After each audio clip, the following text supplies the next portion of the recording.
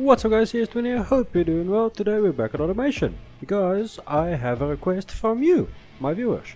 Thank you.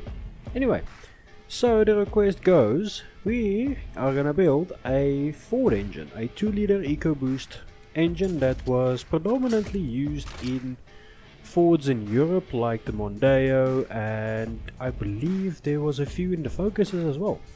So yeah, let's see what we get into. So first things first, we're gonna select our inline 4 block. Our bore and stroke is gonna be set at 87.5 millimeter bore by a 83.1 millimeter stroke. That's gonna give us a combined cc output of 1999 cc's. Now this is a dual overhead cam engine, of course.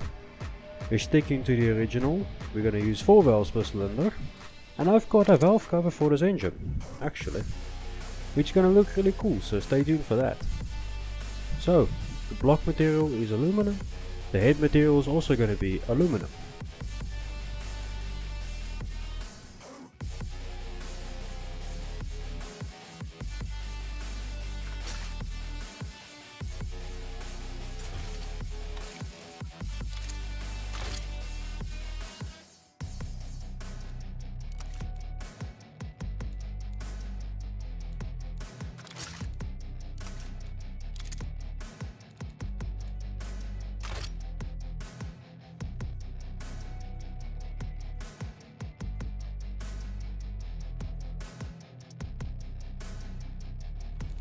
So we're gonna use direct injected as our fuel system, and it's gonna be per cylinder. Mine is gonna be way different. We're gonna use a race intake manifold, and of course the quality sliders is all gonna live around plus 15.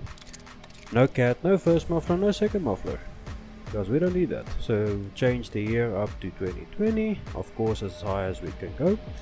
And I also got another request from you guys to do a 1000 horsepower 2-liter engine. So this is our combination of 2 engines. So I'm just gonna make the cam profile around 70, as well as the compression up to, I believe I'm gonna leave it at 10.0 to 1 compression. We're gonna balance the engine just a little bit so that we can have a lower RPM at idle, as well as we're going to start adjusting the turbo, because our flowchart on your right hand side is what we are looking at. And now we're going to up the boost. As you can note, we're using a twin scroll housing instead of a variable geometry housing. I like the twin scroll more because it allows me to work the engine a lot better, make it rev a lot better, and makes the torque curve not as aggressive, because variable geometry is more for your torque engines.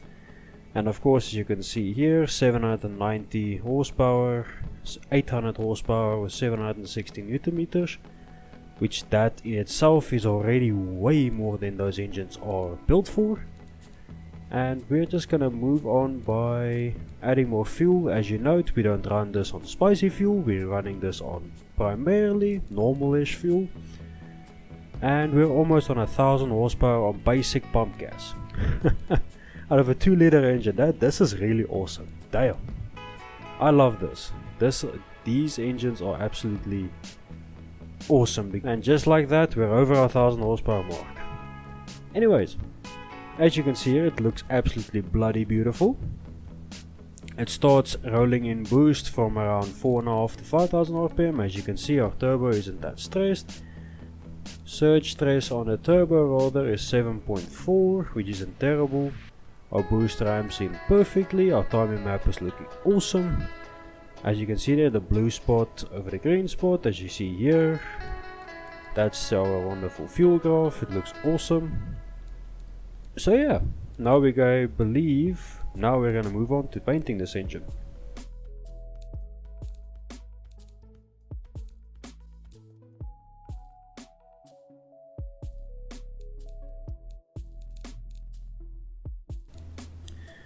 Like I said, I have a valve cover, and there it is. Now we just need to add our signature color. If every other manufacturer uses this type of valve cover and paint setup, because it works the best, because it's cheap and it is quite Interesting, so let's go move on to the one thing everybody's waiting for. I'm gonna do 2 runs, one looking at the engine and one looking at the garage, so let's go.